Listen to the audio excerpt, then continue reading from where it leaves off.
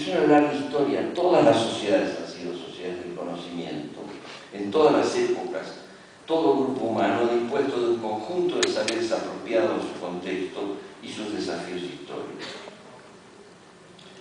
Y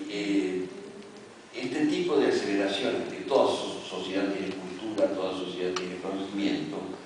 sirvió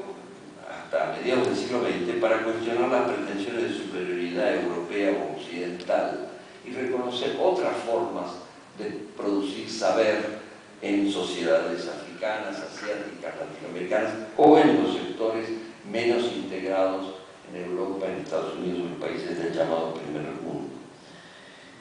Pero hoy alguna sociedad puede autoabastecerse, como ocurría hasta mediados del siglo XX, en que la mayoría de los productos que venían,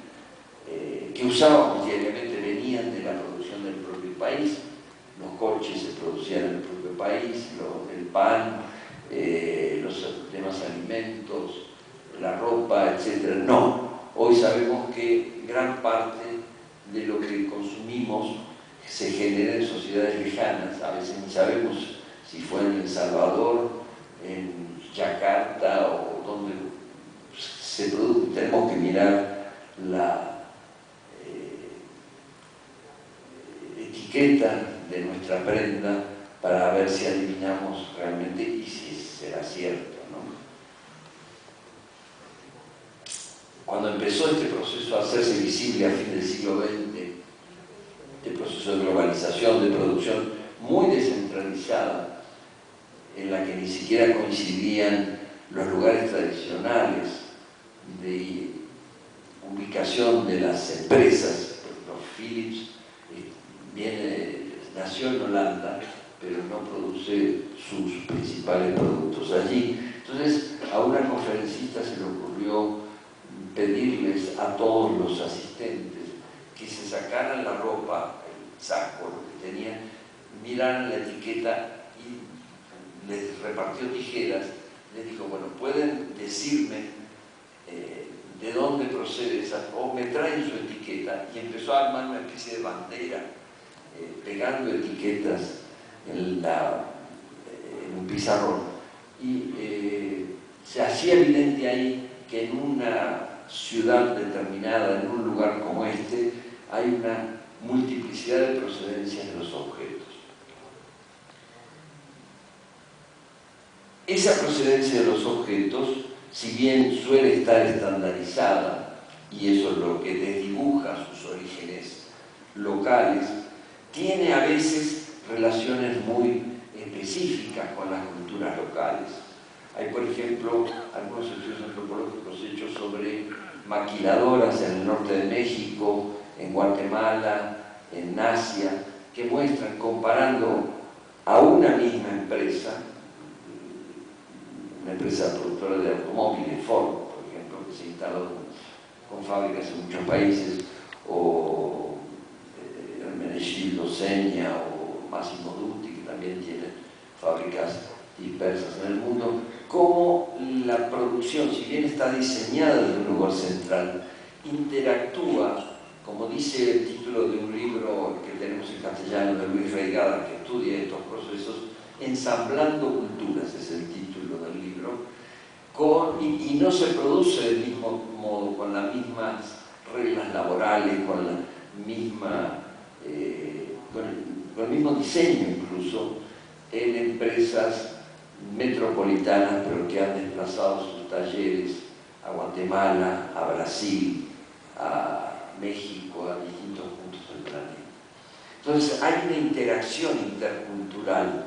entre muchas formas de conocer, de organizarse para producir, de manejar las horas del día,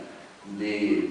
relacionar trabajo con comida, con vida familiar, etcétera, que son aprovechadas a veces por las grandes empresas y que tienen, en primer lugar, la articulación de formas laborales diferentes, de hábitos de consumo distintos, pero también de formas de conocimiento, porque si partimos de este principio de que todas las sociedades son sociedades de conocimiento que producen formas de saber apropiadas a sus necesidades, y todas esas necesidades podemos pensarlas como legítimas, vamos a encontrar esa articulación tan rica que la vemos en muchas actividades de cada uno de nosotros. Si hemos combinado en nuestra vida, por ejemplo, medicina alopática y medicinas alternativas, procedentes casi siempre de países asiáticos, y transformadas al llegar a Occidente, estamos haciendo una operación intercultural en nuestro propio cuerpo, en nuestra propia cotidianeidad. Pero a lo que queríamos llegar es hasta dónde nos da libertad esta variedad de formas de conocimiento articuladas, esta pluralidad de objetos, de diseños,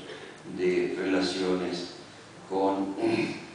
otros modos de conocer que se manifiestan tanto en el network, el saber almacenado en el cerebro, como en el software, el conocimiento codificado y transmisible por máquinas, y también en el hardware, o sea, en las computadoras, las materias primas, la infraestructura física e institucional, que se van remodelando en relación con un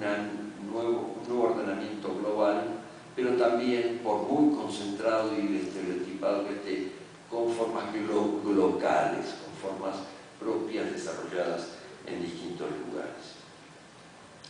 Y les anunciaba que quisiera mencionar algo de la investigación que hicimos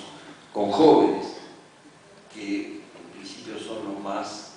dispuestos a estas transformaciones, a digerirlas con la rapidez que los cambios, las innovaciones tecnológicas exigen, y que por eso son los más incorporados y los que más van modificando incluso sus comportamientos. Y nos centramos sobre todo en jóvenes creativos.